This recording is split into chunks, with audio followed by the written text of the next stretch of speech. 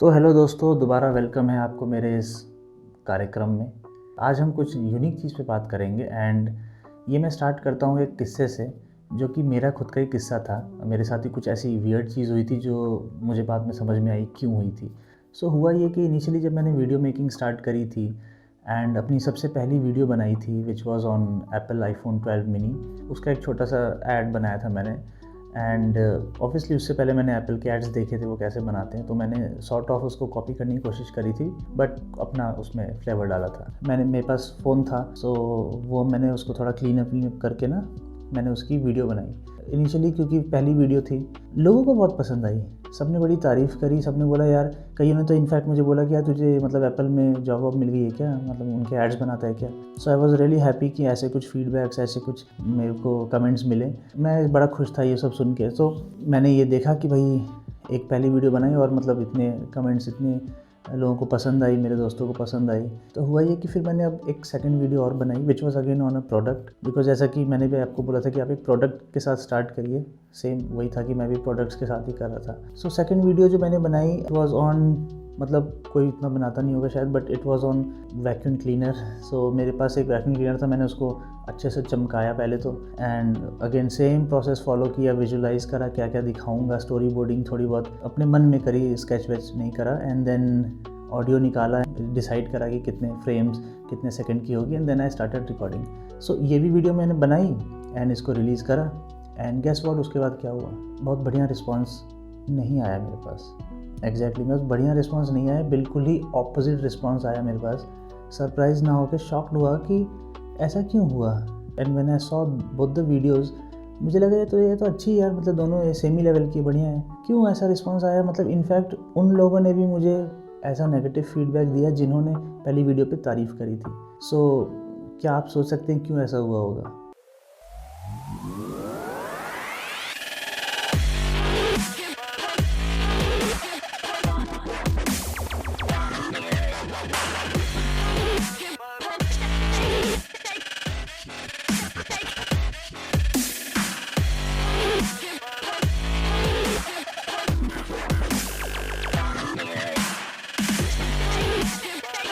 And cut. Perfect.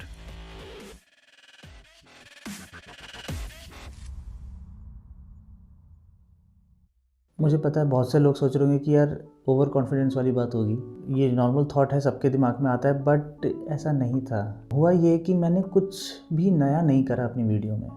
It was just a copy with a different product. वैसा ही jazzy सा music था, वैसे ही camera angle से, वही मोस्टली कट्स थे, उतनी ही ड्यूरेशन की थी, वही कलर ग्रेड, वही थीम, वही लाइट सेटअप, और वही एक ना होता है कि एक मूवी का एक थीम होता है, सेम सेटअप था पूरा, जस्ट दैट वो प्रोडक्ट डिफरेंट था।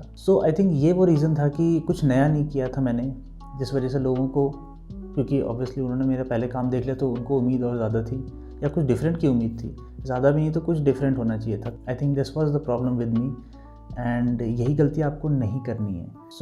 आपको वेरिएशंस लाने हैं, राइट। इसका मैं आपको एक और बहुत ईजी एग्जांपल देता हूँ। नाउ इमेजिन आप इंस्टाग्राम पे कोई रील देख रहे हो, ठीक है, बहुत सारी रील्स होती हैं, it could be anything. Let's say आपने कोई एक रील देखी किसी एक पर्सन की जो गिटार बजा रहा है, ठीक है, तो उसने गिटार बजाया, आपको अच्छा लगा, आपने एक दो बार देखी वो वीडियो, देन उसकी आपने एक और वीडियो देखी जिसमें अगेन वो सेम जगह पे बैठा है, सेम कपड़े पहन के बैठा है, एंड वो सेम गिटार लेके नियरली सेम ही म्यूज़िक बजा रहा है। आप मुझे बताओ, आप ये वीडियो और ऐसी वेरिएशन की वीडियो कितनी देख लोगे। चलो मान लो किसी ने 5 देख ली, उसके बाद there will be a point जहाँ पे जाके आपको कुछ तो डिफरेंट चाहिए होगा। आप सोचोगे यार बहुत हो गया यार ये म्यूज़िक, कुछ और देखते हैं। मतलब इनफैक्ट किसी और का भी म्यूज़िक आप देखोगे तो आपको लगेगा यार बहुत सुन लिया म्यूज़िक, उसके बाद आपको मन करेगा यार कुछ और देखते हैं, यार कुछ स्पोर्ट्स रिलेटेड देख लेते हैं, कुछ फ़नी वीडियोस देख लेते हैं, या कोई और कुछ भी देख लेते हैं, बट नॉट म्यूज़िक, है ना। आपको वेरिएशन चाहिए होगा, एंड यही चीज़ है जो लोग गलतियाँ करते हैं, वेरिएशंस नहीं लाते अपने कामों में ना। अगर इसको थोड़ा सा और बड़े स्केल में देखें तो आपको वेरिएशन चाहिए था, आपने कुछ और देखा ना, अगेन आप कुछ और देख रहे हो, आप स्पोर्ट्स देख रहे हो, लेट्स अज्यूम आपने और 20 वीडियो देख डाली बट डिफरेंट तरीके की, ठीक है ना। आपने कभी स्पोर्ट्स की देखी, कभी आपने कोई मैजिक शो देख लिया, कभी आपने कोई मूवी का सीन देख लिया, आपने कोई एक्शन मूवी का सीन देख लिया, आपने नेचर, वाइल्ड लाइफ, इन सब की वीडियोस देख ली। एंड नाउ आपको ये लगेगा यार इंस्टाग्राम बहुत हो रहा है, let's switch to a different app. Facebook पे चलते हैं, वहाँ देखते हैं क्या हो रहा है। नहीं है तो यूट्यूब पे चलते हैं, वहाँ देखते हैं क्या हो रहा है। सो आप स्विच करते रहोगे ऐप्स पे। सोचिए एक म्यूज़िक से स्टार्ट हुआ था ये, एक म्यूज़िक की आपने रील देखी, अब आपके म्यूज़िक वाला नहीं देखना, आपको डिफरेंट देखना। आपने डिफरेंट देखा, आपको लगा यार ये बहुत ज़्यादा हो गया है, और कुछ देखते हैं, आपने ऐप ही बदल डाली। अब आप डिफरेंट ऐप्स में स्विच कर रहे हो, आप वहाँ से ही बोर हो जाओगे, आप फ़ोन ही रख दोगे, बाहर ही निकलते हैं घर से। तो ये सारी चीज़ें मैं आपको बता रहा हूँ। बेसिकली अगर हम पीछे जाएँ, वो किस्से वाली बात जो मैं बोल रहा था, मैं आपको एक किस्सा सुनाऊँगा। मैंने अपनी नेक्स्ट वीडियो में कोई वेरिएशन, कोई डिफरेंट चीज़ करके मैं नहीं लाया, क्योंकि मैंने अपना पहले ही एक बेंचमार्क लोगों को दिखा दिया था। मैंने वही चीज़ कर ली, लोगों को उम्मीद जो थी वो टूटी, तो उन्होंने फिर मुझे बोला यार ये तो मज़ा नहीं आया। तो यही गलती आपको नहीं करनी है, वेरिएशंस लाने हैं। ठीक है, तो किस्सा बहुत लंबा हो गया। Let's come back to the topic, technical details on your first film. Start करते हैं एंड ये हमारी टाइमलाइन रहेगी। तो आप यहाँ देख सकते हैं, हम लोग कैमरा सेटिंग से स्टार्ट करेंगे, then will move forward to जो हमारा मेन शूटिंग का टाइम होता है, उसमें क्या क्या हमें करना होता है वो हम देखेंगे। बाय द वे ये सारा हम लोग बेसिक लेवल से थोड़ा सा एडवांस लेवल पे देखेंगे, थोड़ा सा डिटेल्ड, एडवांस नहीं बोलूँगा, थोड़ा सा डिटेल्ड वर्जन में देखेंगे। तो शूट टाइम पे हमें क्या क्या करना चाहिए, देन उसके बाद बेसिक्स ऑफ शूटिंग, है ना, जब हम शूटिंग करते हैं तो फ्रेम में हमें क्या क्या देखना होता है वो सब हम यहाँ देखेंगे। Then mic and audio related अगर कोई चीज़ है तो वो हम यहाँ समझेंगे। एंड देन उसके बाद आपका जो है ये एडिटिंग, कॉम्पोजिशन, ये यहाँ आ जाएगा। एंड देन लास्ट है जो मैंने अभी हाइड कर रखा है, ये मैं आपको लास्ट में बताऊँगा, बिकॉज ये बहुत इंपॉर्टेंट है। Believe me, this is really important. And आप गेस भी नहीं कर सकते क्या होगा, but I tell you. By the way आप देख रहे होगे इस टाइमलाइन में मैंने स्टोरी, आइडिया, है ना, वो सब इंक्लूड नहीं करा जो कि कैमरे से पहले आता है। ये जो पूरा प्रोसेस है, ये आप एक्चुअल में जहाँ कैमरा वैमरा लेके पूरे अपने सेटअप के साथ रहते हो एंड शूट करते हो, ये पूरा फिजिकल सेटअप जो मैनुअल वर्क आपको करना पड़ेगा, ये सारा उसके अराउंड ही है mostly. So the reason is I am already assuming कि आपके पास एक स्क्रिप्ट होगी, एक आइडिया, जैसे कि मैंने लास्ट वीडियो में बताया, एक आइडिया आपके पास दिमाग में होगा जिसके अराउंड आपने एक छोटी सी स्टोरी बिल्डअप करी होगी, एक स्क्रिप्ट होगी आपके पास। उसके बाद का ये प्रोसेस। तो स्टार्ट करते हैं कैमरे की सेटिंग से। नाउ अगेन मैं बहुत ज़्यादा इन डेप्थ डिटेल में नहीं जाने वाला हूँ, बट आप ये सेटिंग्स रखिए, ईजिली वर्क कर पाओगे। सबसे पहली चीज़ जो है कैमरे सेटिंग में, वो है जो मुझे लगता है सबसे इम्पॉर्टेंट है, वो है क्वालिटी। क्वालिटी के लिए दो ही चीज़ें आप जो आपको ध्यान रखनी है। मैक्सिमम रेजोल्यूशन पे आपको शूट करना है, 4K है बेस्ट है, 2K है बेस्ट है। लेट्स एज्यूम 4K है, नॉर्मली 4K आजकल के हर कैमरे में होता है। सो शूट इन 4K। FPS जो होता है आपका फ्रेम पर सेकंड्स, कितने फ्रेम्स एक सेकंड में दिखाए जाएंगे, डिटेल्स आपको ये गूगल भी कर लोगे, इजीली मिल जाएगा। इट्स जस्ट दैट 24 FPS आप यूज़ कर लो, 30 भी कर सकते हो, बट आई विल रिकमेंड 24 आप कर लो, नॉर्मल रेंज है। एंड इसमें आप रिकॉर्ड करिए, बढ़िया वीडियो निकल के आएगी। जो सेकंड चीज़ है वो है S-Log3। नाउ अगेन आप बोल रहे हो कि क्या बोल दिया ये एकदम से आके। होता ये है कि there are different log file formats, और अगर मैं सरल भाषा में अगेन बोलूँ, इट्स लाइक कि आप खाना बनाने से पहले ना सारी चीज़ें टेबल पे रख ले रहे हो, एंड देन आपको पता है कब क्या करना है। So you can easily cook. नमक ज़्यादा डालना है ज़्यादा डाल दो, हल्दी ज़्यादा डालनी डाल दो, कम करनी कम कर दो। बेसिकली आपके पास कंट्रोल रहता है। इमेजिन मैं अपने हाथ इससे ज़्यादा नहीं खोल सकता, मुझे यहाँ पे दीवार आ गई है या कुछ ऐसी इनविजिबल चीज़ है जो मुझे इसके आगे जाने नहीं दे रही। नाउ आप मुझे बोलोगे यार एक्सरसाइज करो, so what max I can do, मैं इसके बीच में ही एक्सरसाइज करूँगा इतनी से एरिया में। मेरे पास रेंज कम है। मैं जो एक नॉर्मल पर्सन जो खुले मैदान में एक्सरसाइज कर रहा होगा, उसकी बॉडी जल्दी डेवलप हो जाएगी, वो ज़्यादा एक्सरसाइज ज़्यादा अच्छे तरीके से कर पाएगा कंपेयर टू मी, बिकॉज मेरे पास रेंज नहीं है, मैं इसके अंदर ही करूँगा जो भी करूँगा। मेरा क्वालिटी का जो लेवल है वो इतने में सीमित है। मेरे को इसी के अंदर या तो मैं परफेक्टली शूट कर लूँ, उसके लिए प्रोफेशनल वीडियोग्राफी आनी चाहिए, अदरवाइज़ मैं इसके अंदर ही रहूँगा। अगर मैंने कुछ गलत शूट कर लिया, मुझे इससे बाहर निकल के कुछ करना है तो मैं वो नहीं कर सकता, मुझे इसके अंदर ही रहना है, वो वीडियो ख़राब हो जाएगी। बेसिकली ये रेंज होती है हमारी डायनेमिक रेंज। तो अगर यहाँ से आप यहाँ देख रहे हो, ये नॉर्मल रेंज है। बाय द वे ऐसे मतलब ये मैं दिखा रहा हूँ, ऐसा कोई आपके मोबाइल में या आपके कैमरे में ऐसा कोई सेटिंग नहीं है कि जो आपको ये सब दिखा देगा। तो ये डायनेमिक रेंज होती है। सपोज़ ये ब्राइटनेस है, ये डार्कनेस है, सो आप इतना ही डार्क कर सकते हो। यहाँ से डार्क है, आप इतना ही ब्राइट कर सकते हो, राइट। कोई चीज़ आपने डार्क शूट कर लिया, आप ब्राइट करोगे, पता चला ओवर एक्सपोज्ड हो गई, वाइट हो गया, जो डार्क था वो एकदम वाइट हो गया, ख़त्म हो गया।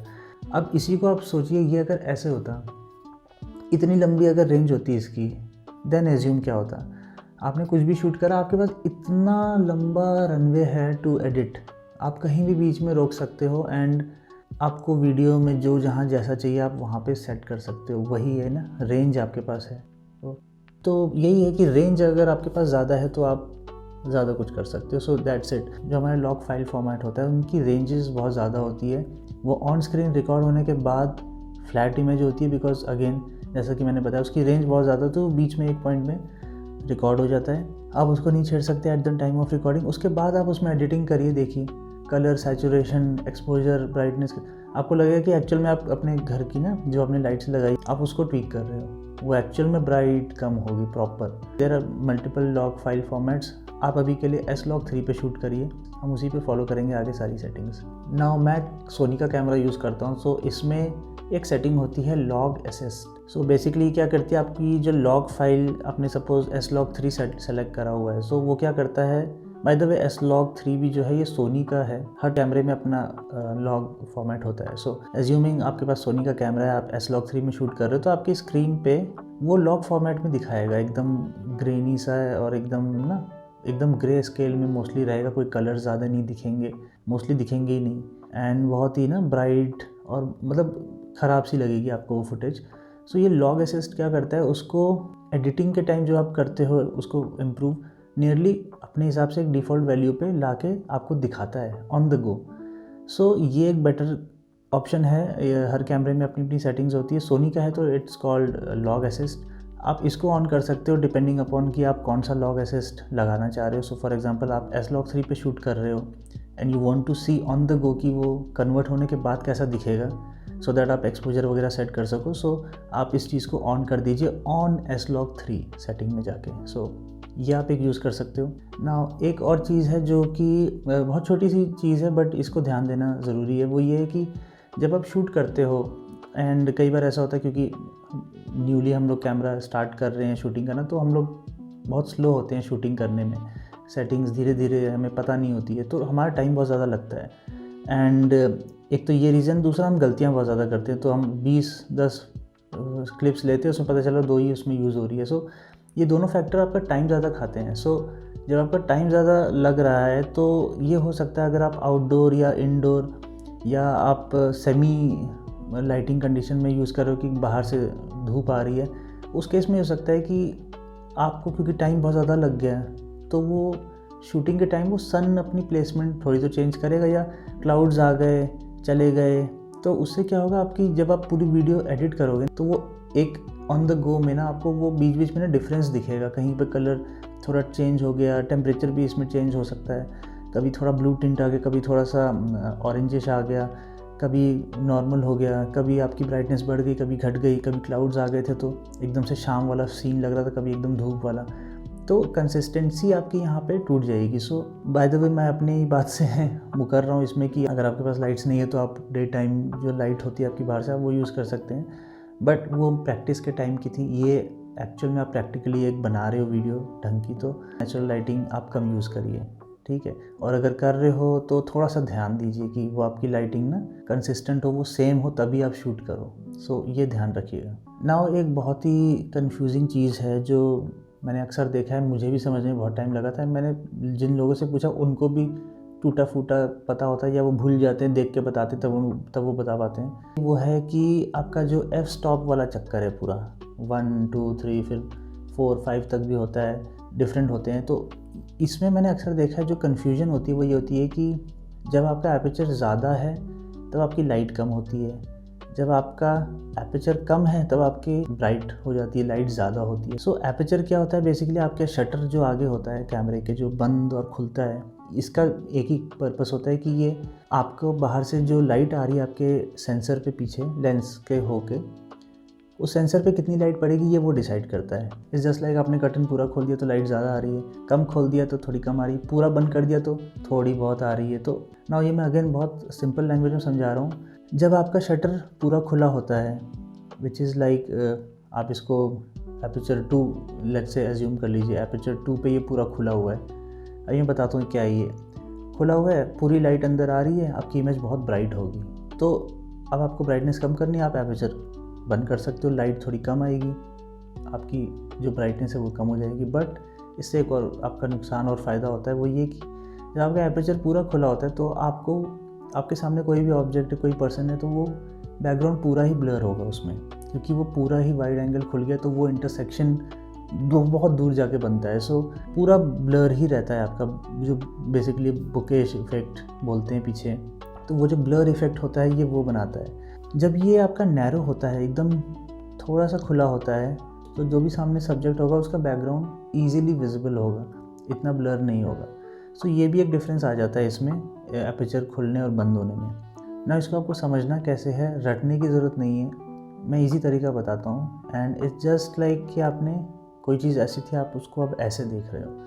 लोग जो समझाते हैं वो ऐसे समझाते हैं, एपर्चर बड़ा है, सर्कल बड़ा है, लेट्स से इसको सर्कल बोलते हैं अभी के लिए, सर्कल बड़ा है, सो दिस इज़ 1 एंड जितना ये छोटा होगा उतना बढ़ जाएगा। बट आपको इसको रटना ऐसे है कि बाय डिफ़ॉल्ट आप समझ लो कि आपका 1 इज़ दिस, ये आपका स्टार्टिंग पॉइंट है 1। नाउ ये बीच के पॉइंट तक आप जैसे जैसे पहुँचोगे आप बढ़ोगे। वैसे तो एपर्चर फिक्स्ड होते हैं कुछ, बट मैं आपको इजी लैंग्वेज में समझा रहा हूँ। This is 1, this is 2, this is 3, this is 4, this is 5, this is 6, this is 7, so on. तो इस तरह से आप समझ सकते हो एंड आपको मेमोराइज करने में भी आसानी रहेगी। ओके, तो इसके बाद जो हमारे पास एक और ऑप्शन होता है हमारे कैमरे में, जो कि आपकी ब्राइटनेस कंट्रोल करता है। यस, आपने सही गेस करा, ISO।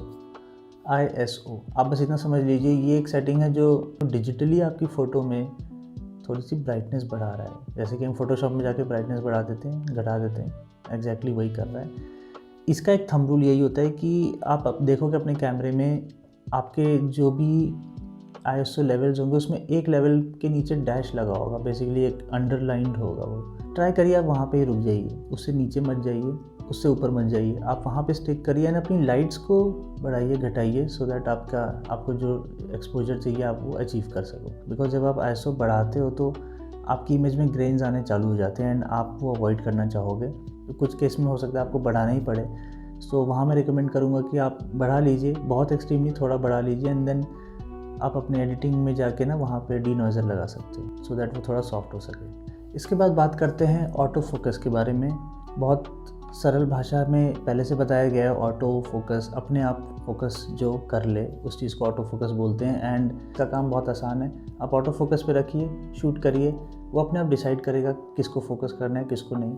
नाउ इस पे एक सेपरेट वीडियो मैं बनाना चाहूँगा कि मुझे मैनुअल फोकस ज़्यादा पसंद है एंड ये भी मैनुअल फोकस पे शूट हो रहा है एंड मैं मोस्टली वीडियोस अपनी मैनुअल फोकस पे ही शूट करता हूँ। इसका सबसे बड़ा रीज़न है कि ऑटो फोकस कई जगह काम नहीं करता एंड बिल्कुल भी नहीं करेगा कई जगह काम, एंड इसको ज़्यादा सोचने की ज़रूरत नहीं है, वो ऑटो फोकस है, कैमरा अपने आप डिसाइड कर रहा है। सो सम वॉट आपने जो सोचा है वो उसको बाईपास कर रहा है एंड अपने हिसाब से काम कर रहा है। So you don't want to do that. अगर आप क्रिएटिव हो एंड आपने कुछ सोच रखा है, you want to have a fixed direction, तो उस जगह पे आप मैनुअल फोकस पे यूज़ करेंगे तो बेटर होगा। बट अभी के लिए बिकॉज आपकी पहली वीडियो है, आप ऑटो फोकस यूज़ करिए। वैसे आपको 2 फ़ायदे होंगे। सो पहला तो कि आपको पता चल जाएगा कि आपके कैमरे की कैपेबिलिटीज़ कैसी हैं। कुछ कैमरों का ऑटो फोकस बहुत ही अच्छा होता है, बहुत तेज़ होता है। सो आपको वो पता चल जाएगा कि कितना अच्छे तरीके से आपका कैमरा ऑटो फोकस पे काम करता है नहीं करता है। एंड सेकेंडली,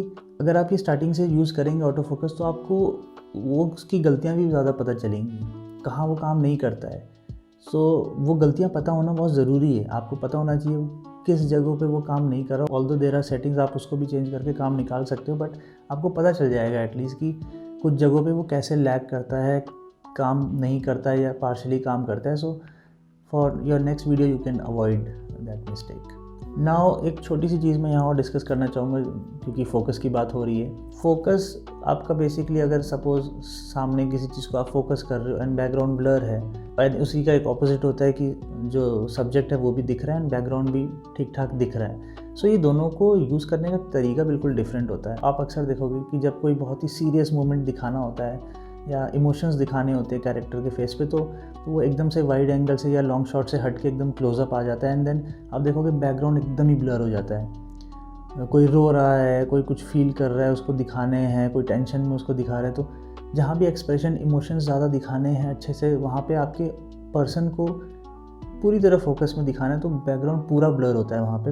नॉर्मली आप देखोगे ऐसे सीन में ऐसा होता है, तो वहाँ पे आप ऐसा कुछ यूज़ कर सकते हो। अगर आपकी स्क्रिप्ट में ऐसा कुछ है तो आप वहाँ पे इमोशंस वगैरह अच्छे से दिखा सकते हो, पूरी तरह बैकग्राउंड को ब्लर करके एंड एकदम क्लोजअप या मिड शॉट पे ला के दिखा के। इसी का जस्ट एकदम ऑपोजिट होता है आपका जो नैरो शॉट्स होते हैं, जिसमें कि बैकग्राउंड ऑलमोस्ट नियरली दिखता है क्लियरली क्या है, कोई जा रहा है क्या है क्या नहीं, सब पता चलता है with the character also in focus, क्योंकि सब कुछ ही ऑलमोस्ट नियरली फोकस में होता है। एंड ये शॉट्स अक्सर आप देखोगे मूवी की स्टार्टिंग में कि नॉर्मल दिखाते हैं कि बिल्डिंग के ऊपर से दिखा रहे हैं थोड़ा सा पैन होते हुए ड्रोन शॉट, या किसी एक एरिया में दिखा रहे हैं कि कहीं पे कोई घर है एंड देन धीरे धीरे जूम इन हो रहा है। तो ये सारे शॉट्स वहाँ पे दिखाए जाते हैं। ये बिल्डअप शॉट्स होते हैं, मूवी के स्टार्टिंग में दिखाए इसलिए जाते हैं सो दैट मूवी उसके आगे क्या है स्टोरी, कहाँ है स्टोरी, वो आपको पता रहे कि किस एक जगह पे स्टार्ट हुई थी पूरी मूवी की स्टोरी। सो वो दिखाने का यहाँ पे पर्पस होता है। नॉर्मली ये आपका जो नैरो शॉट्स होते हैं जो ब्लर बिल्कुल नहीं होते बैकग्राउंड वाले, तो वहाँ पे हम लोग ये स्टार्टिंग में नियरली हम ऐसे स्टार्टिंग में अपने शॉट्स अगर हमें रखने हैं मूवी में तो हम वहाँ पे यूज़ कर सकते हो। ठीक है, अब चलते हैं हम शूटिंग टाइम के ऊपर, कैमरा सेटिंग के बाद। सो शूटिंग टाइम के बेसिकली ये, अगर मैं इसको सब सही से बोलूँ तो ये शूटिंग सेटअप है। शूटिंग करने से पहले का सेटअप जो है उस पर आपको क्या क्या ध्यान रखनी चीज़ें, सो ज़्यादा इसमें नहीं है, बट अगेन जैसा कि मैंने आपको स्टार्टिंग में बताया कि हम लोग जो बिगिनर्स होते हैं, जो उन्होंने अभी अभी कैमरा लिया है, रिकॉर्ड करते हैं, फिल्म बनाना चाहते हैं, तो उस टाइम क्या होता है कि क्योंकि लर्निंग फेज़ में होते हैं तो बहुत सी गलतियाँ करते हैं, बहुत स्लो होते हैं हम लोग, बार बार टेक्स लेते हैं एंड हमें पता नहीं होती सेटिंग्स, हम बार बार जाते रहते हैं जैसा कि मैंने स्टार्टिंग में बताया, तो हम स्लो होते हैं। तो ये स्लो होने की वजह से क्या होता है ना कि नॉर्मली हमारे कैमरे जो है वो उतना चलते नहीं हैं, तो जो आपका 45 मिनट्स चलना है वो चल के बंद हो जाता है एंड आप 2 या 3 ही शॉट ले पाते हो। तो इसको अवॉइड करने के लिए आप इस टाइप का कुछ सेटअप रख सकते हो। ठीक है, ये अगेन मैं इनिशियली ऐसा सेटअप रखता था, तो ये वो फ़ोटो है, डिटेल में नहीं जा रहा, बट कुछ नहीं है, एक पावर बैंक है जो कनेक्टेड है आपके कैमरे के साथ। You have to do some settings in your camera so that वो पावर जो है वो आपका कैमरे में आता रहे एंड अगेन आप रिकॉर्ड भी करते रहो। बेटर इज़ कि एक आप डमी बैटरी ले लो एंड उसको लगा लो। तो अभी जैसे मैं एक डमी बैटरी से यूज़ कर रहा हूँ, so it is more safe, heat up नहीं होता camera, but again you can use a normal power bank इस तरह से। तो इससे क्या होगा, आपका ड्यूरेशन बहुत ज़्यादा बढ़ जाएगा एंड आप ईजिली कामली रिकॉर्ड कर सकते हो। सेकंड पॉइंट इसमें जो है वो है लाइट्स के बारे में। Before even putting the light, आपको जब आप लाइट के स्टैंड्स लगाते हो तो आपको बस एक चीज़ ध्यान देनी है कि आप लाइट के स्टैंड्स लगाओ एंड उसके बाद आप लाइट्स मत लगाओ। उनकी पोजीशन आप एक जगह फिक्स रख लो, टेबल वेबल सब रख लो अपना, जहाँ पे जो है आप बैठने वाले हो या जो भी आपका सेटअप है आप रेडी कर लो, लाइट्स मत लगाओ।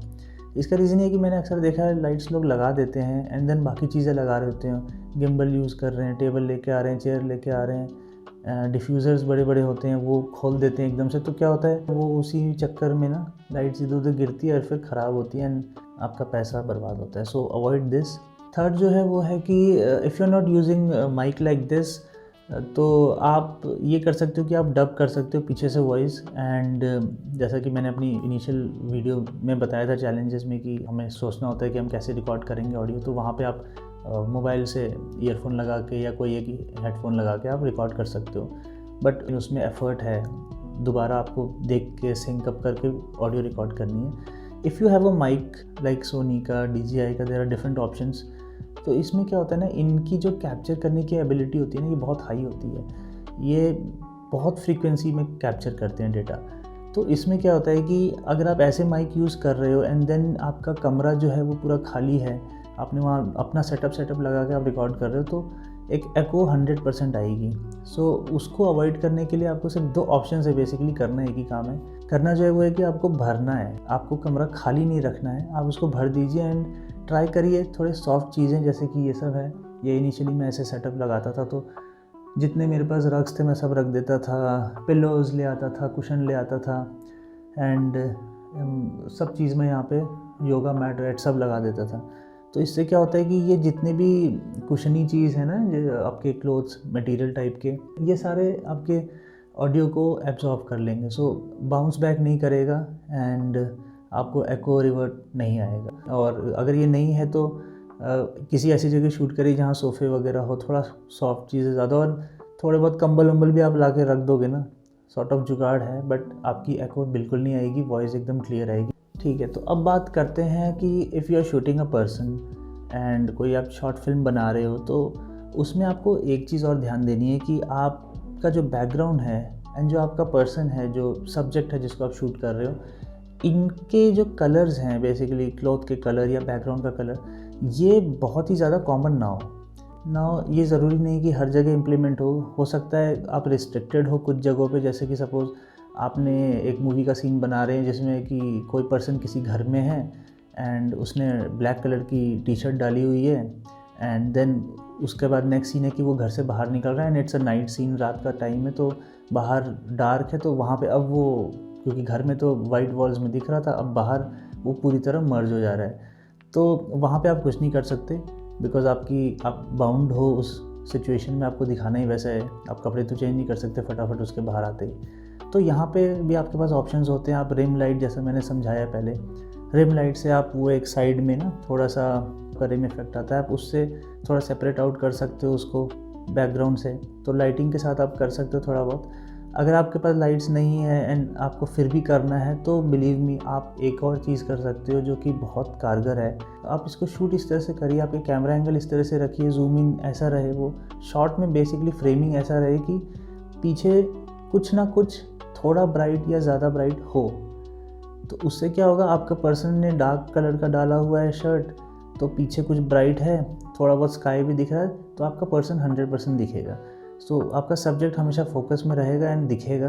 तो इस तरह से आप कैमरा एंगल्स भी डिफरेंट चेंज करके ना, you can change the entire scene and visibility. तो अब ये जो नेक्स्ट पॉइंट है, ये थोड़ा सा फिल्म मेकिंग वाले सेंस में ज़्यादा सूटेबल रहता है। तो इसमें आपको करना ये है कि आपको थोड़ा सा लॉजिकल शूट करना है। इमेजिन कि एक पर्सन कहीं बाहर से घर आया, ऑफिस से घर आया, एंड अंदर घुसते ही उसने दरवाज़ा बंद किया, आपने शूट करा, उसको दिखाया, and then you are showing कि घर की मोस्टली लाइट्स ऑन है एंड वो घूम रहा है, पीछे बैकग्राउंड अच्छे से लिट है एंड वो घूम रहा है, अपना पानी वानी पी रहा है, एंड देन वो एक जगह बैठा है आराम से। इतना सा सीन है। इसमें जो गलती आप कर दोगे वो ये है कि उसमें घर में आने से पहले ही उसकी लाइट्स ऑन है, सो डजंट मेक सेंस। अंदर आके अगर वो ऑन करते वाला एक सीन आप दिखा दोगे तो थोड़ा सा लॉजिकल हो जाएगा वो, बिकॉज देखिए इन दी एंड घर के अंदर आपको बैकग्राउंड थोड़ा बहुत लिट तो करना ही पड़ेगा।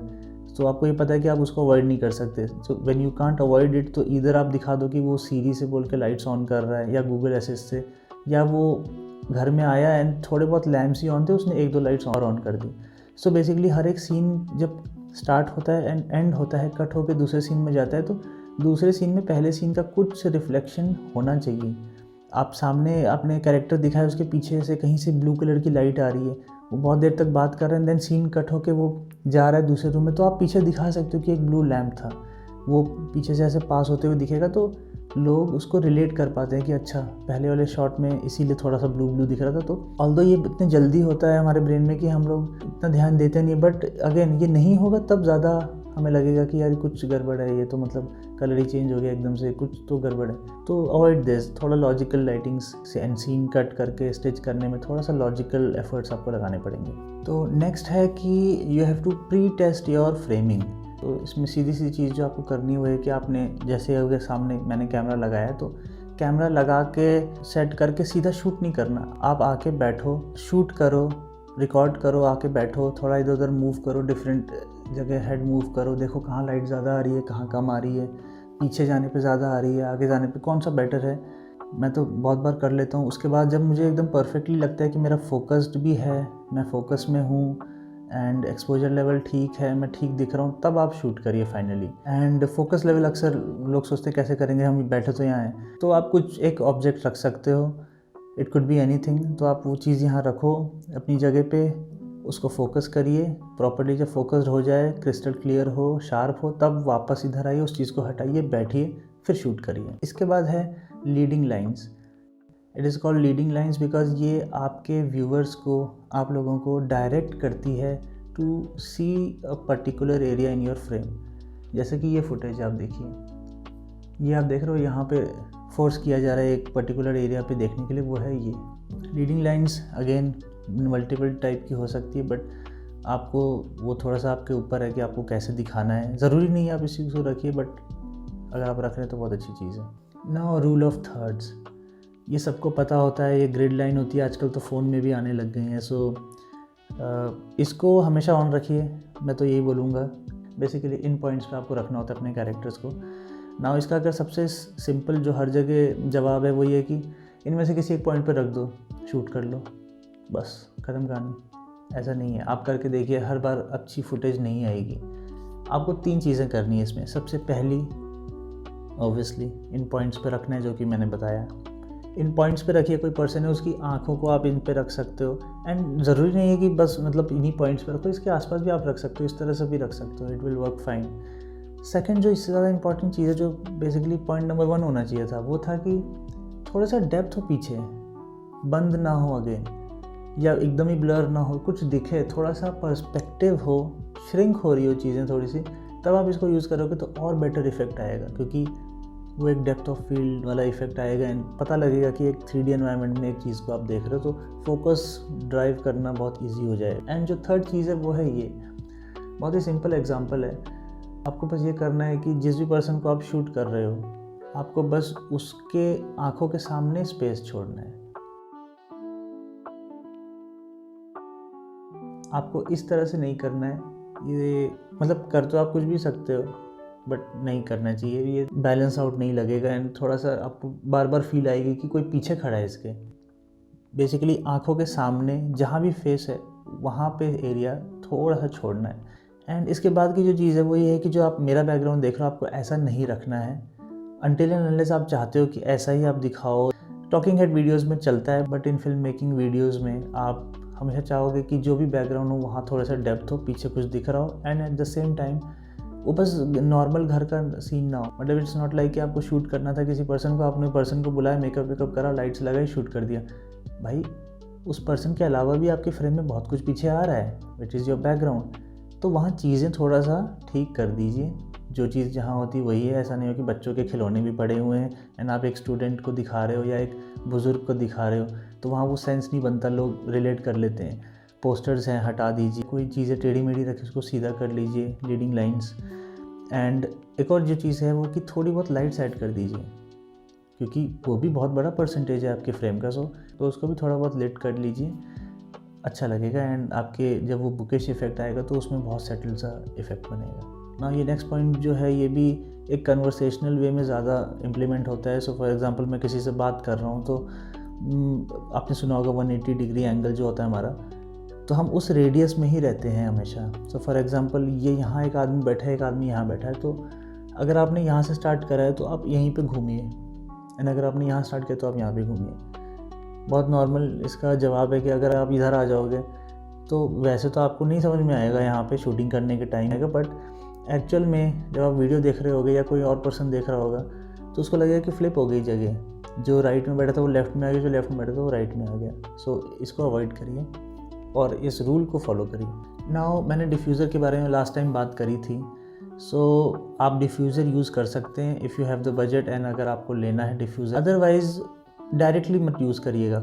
ये सिर्फ आपके शैडो को सॉफ्ट ही नहीं करेगा, this will also give some direction to your lights. हर जगह नहीं फैलेगी लाइट्स, अगर आपके डिफ्यूज़र में ग्रिड्स है तो और सोने पे सुहागा, वो एकदम ही मस्त डायरेक्शन मारेगा।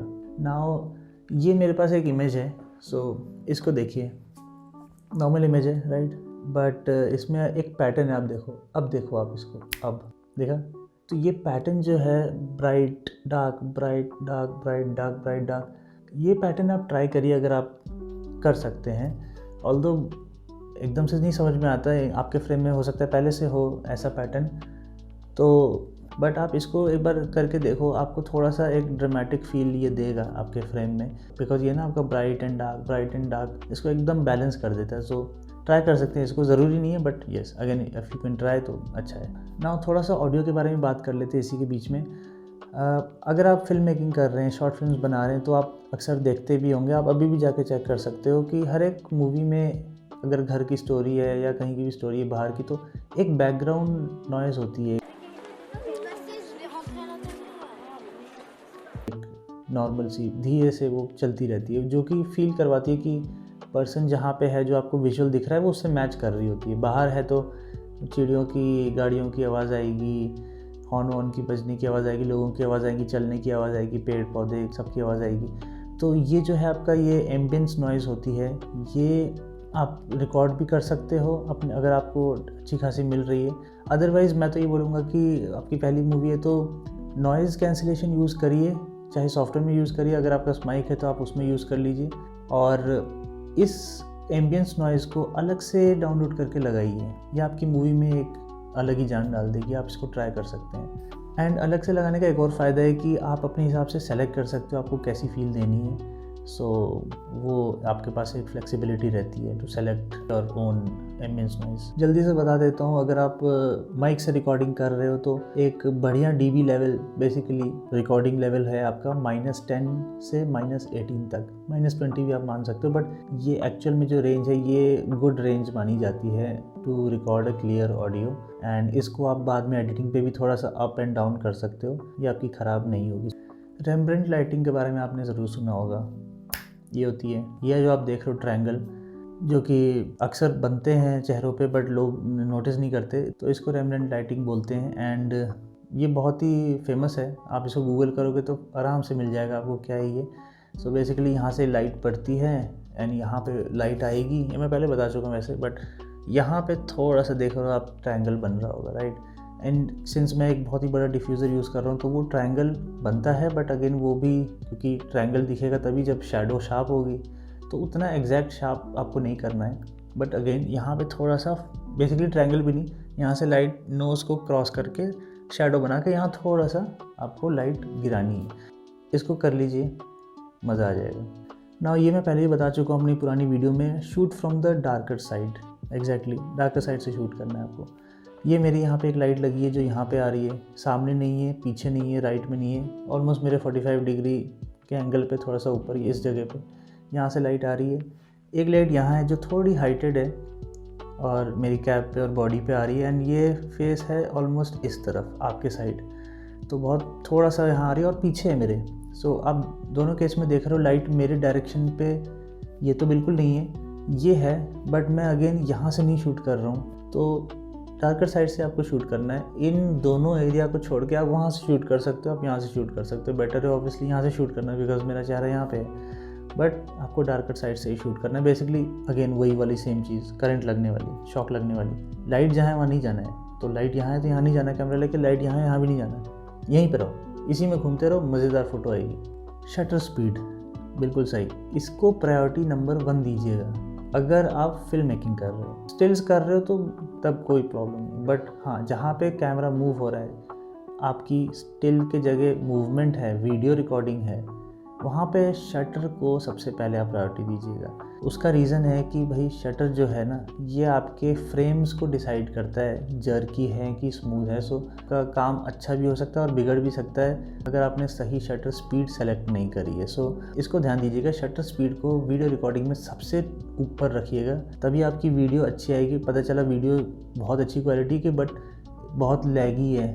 इसके बाद बात करते हैं हम एक जानवर के बारे में जो कि मेरा फेवरेट है एंड अल्फ़ाबेटिकली भी सबसे लास्ट में आता है। हम लोग ज़ीब्रास के बारे में बात कर रहे हैं। मैंने भी ज़ीब्रा जैसे ही कुछ पहना हुआ। So this is a setting in your camera. ये सोनी के कैमरे में ज़ीब्रा सेटिंग्स को बोलते हैं और डिफरेंट कैमरेज में डिफरेंट नाम से होगा may be. So zebra settings जो होती है बेसिकली ये आपको एक्सपोजर सेट करने में हेल्प करती है प्रॉपरली। अगर आपको एक्सपोज करके रखनी किसी चीज़ को, किसी सब्जेक्ट को, किसी पर्सन को, तो आप वहाँ पे ये यूज़ कर सकते हैं। And again this is a setting, इसके लिए मैं सेपरेट वीडियो बनाऊँगा, बट आप इतना समझ लीजिए कि सेटिंग के अंदर भी सेटिंग्स होती हैं, रेंज सेलेक्ट कर सकते हो आप। बेसिकली एक सेटिंग है उसको आप ऑन कर रहे हो जो आपको बता रहा है कि ये ओवर एक्सपोज हो गया है, तो भैया ब्राइटनेस कम कर लो या लाइट्स को एडजस्ट करिए। इसका यही काम होता है, बट इसके अंदर भी सेटिंग्स होती है एंड मैं इसको एक सेपरेट वीडियो में, शॉर्ट वीडियो में एक्सप्लेन करूँगा बिल्कुल।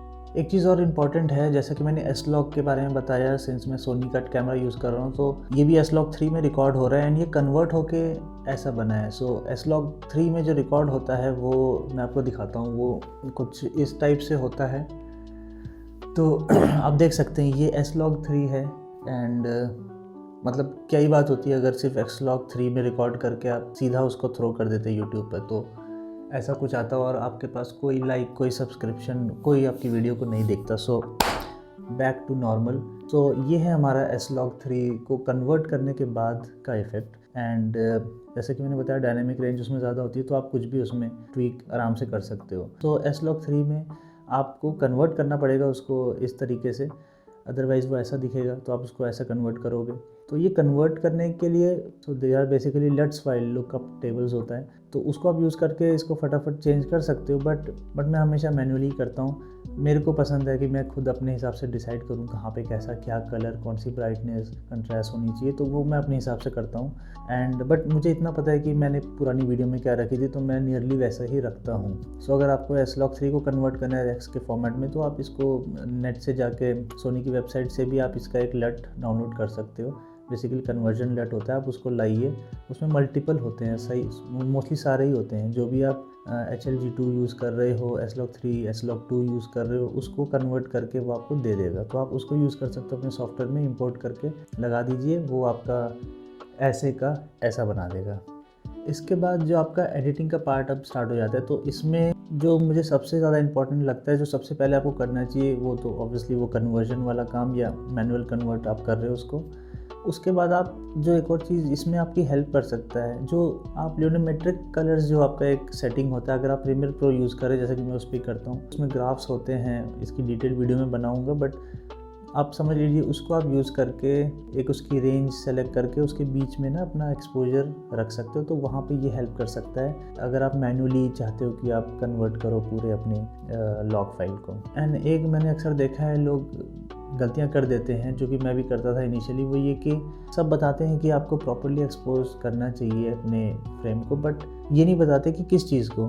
सो फॉर एग्ज़ाम्पल मेरे पीछे अगर आप इमेजिन करिए, मैं दिवाली का सीन है, मेरे पीछे लाइट्स लगी हुई हैं, जो हमारी लड़ियाँ होती है, दिए जल रहे हैं, कोई भी ब्राइट चीज़ जो एक्चुअल में बहुत ब्राइट है, तो उसको मैं कैसे एक्सपोजर उसका कंट्रोल करूँगा। मैं सामने बैठा हूँ और आगे मैंने कैमरा लगा दिया है, मैंने खुद को अपने हिसाब से, अपने कलर के हिसाब से जितनी लाइट पड़ रही है, मैंने अपने आप को सेट कर दिया कि भाई मैं ओवर एक्सपोज नहीं हूँ, बट वो लाइट्स तो ओवर एक्सपोज होंगी ही, वो तो है ही ब्राइट ना। इसमें एक ND फिल्टर आता है जिसको हम न्यूट्रल डेंसिटी फिल्टर बोलते हैं, जो कि डार्क कर देता है एंड देन आप ब्राइट कर सकते हो इवन अपनी लाइट्स को, या फिर सेटिंग में जाके। तो वो थोड़ा सा एडवांस लेवल की चीज़ है, उसको अगर अवॉइड करते हैं, बेसिक लेवल पे देखते हैं, तो वो आपका वो ब्राइट होगा ही होगा। जो पीछे लड़ियाँ हैं लाइट्स हैं, तो उस जगहों पे देखो आपको समझ नहीं आएगा कि मैं खुद को परफेक्टली एक्सपोज करूँ कि वो पीछे लाइट्स को।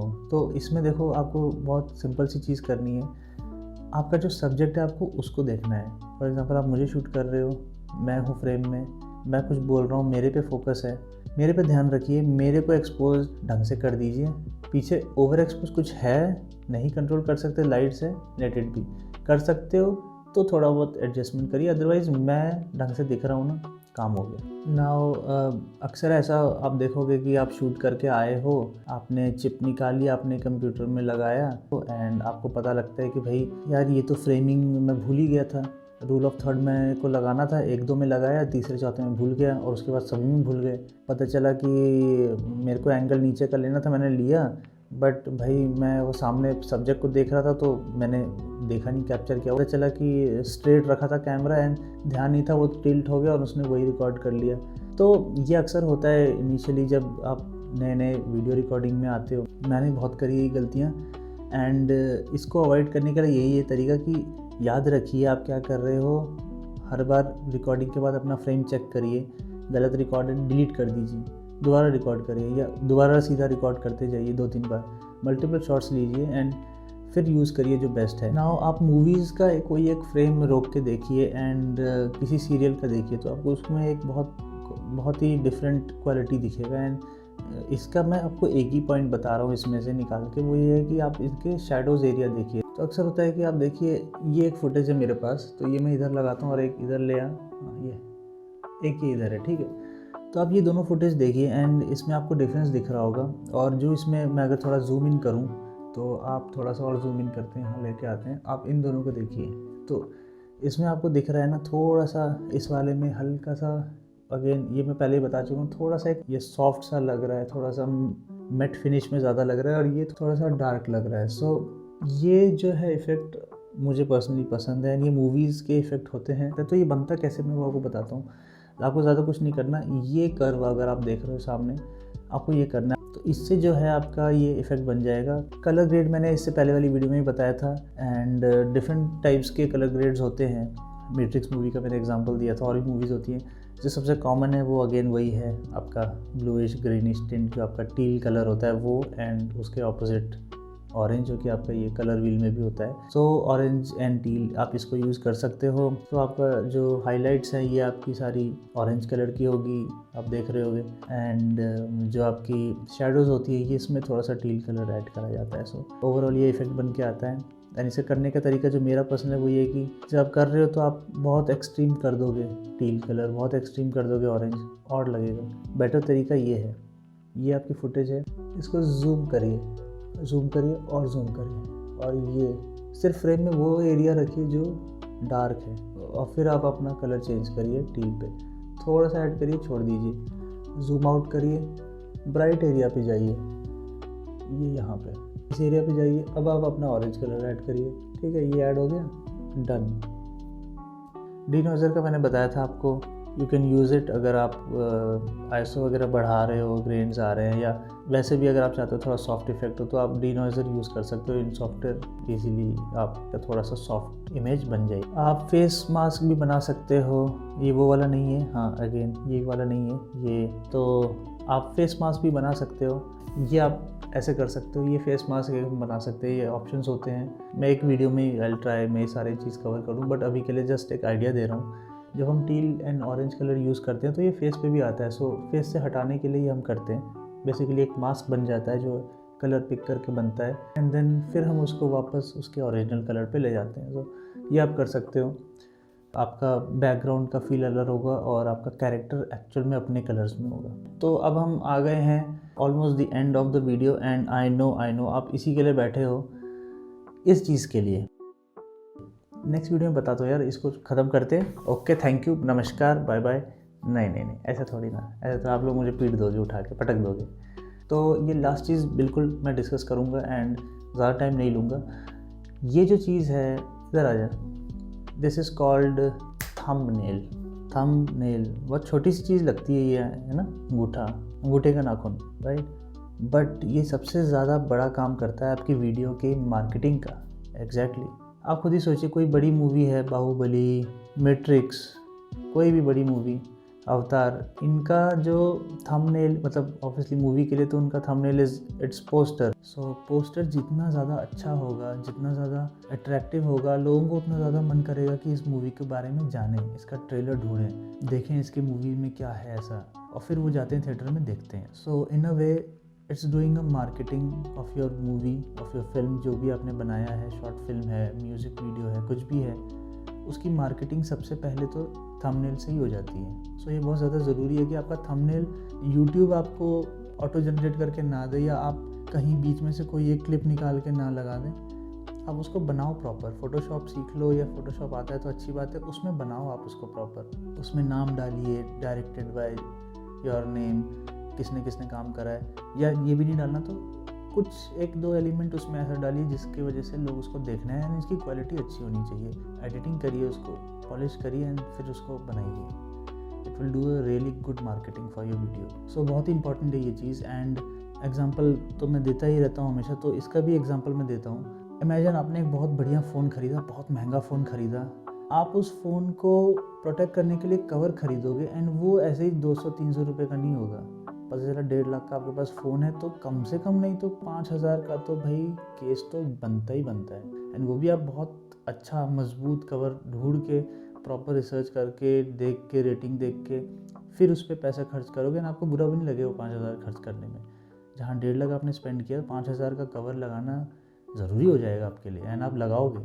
सो उसी तरह सोचिए, आपने एक बढ़िया वीडियो बनाई है, आप चाहते हो लोग उसको देखें, समझें क्या है उसमें, आपने आपकी मेहनत को अप्रिशिएट करें, पूछें आपसे, कमेंट्स आएँ आपके वीडियो पे, पसंद करें, लाइक्स मिलें, शेयर करें लोग उसे, तो भाई उसका कवर ना, थंबनेल बहुत ही तगड़ा होना चाहिए। मतलब तो ऐसा बनाना है आपको उसका थंबनेल कि एकदम आग लग जाए। क्योंकि ना देखिए, लोग जब आपकी वीडियो सर्च करेंगे या कोई भी कहीं भी आपकी वीडियो होगी, कुछ भी सर्च करेंगे, हज़ारों वीडियो उसमें होंगी, जब वो स्क्रॉल कर रहे होंगे उसी के बीच में आपकी भी एक वीडियो होगी, तो अगर वो अलग ही नहीं दिख रही तो कैसे वो एकदम से उस पॉइंट पे जाके उसको क्लिक करेगा पर्सन, है ना। तो वो एकदम से अलग से दिखनी चाहिए, तभी लोग उसको देखेंगे, उसको क्लिक करेंगे, उनको मन करेगा देखने का उस थंबनेल की वजह से। सो थंबनेल प्लीज़ बहुत इंपॉर्टेंट। देखिए यही है जो आपको करना है, थंबनेल पे काम करना है और अच्छे से बनाना है। पीके मूवी देखिए, येलो हेलमेट याद है, वही करना है, हेलमेट लगाना है, अलग दिखना है, फोकस पे आना है, फोकस। तो यही थी हमारी आज की वीडियो, नेक्स्ट वीडियो में मिलते हैं, and thank you so much for watching this video. बताइएगा कमेंट्स करके कैसी लगी वीडियो, और तो बस, so stay happy, healthy and enjoy the life. अभी यार सब पैक करना है मुझे, यहाँ से जाना है, बहुत मेहनत है। चलो जी।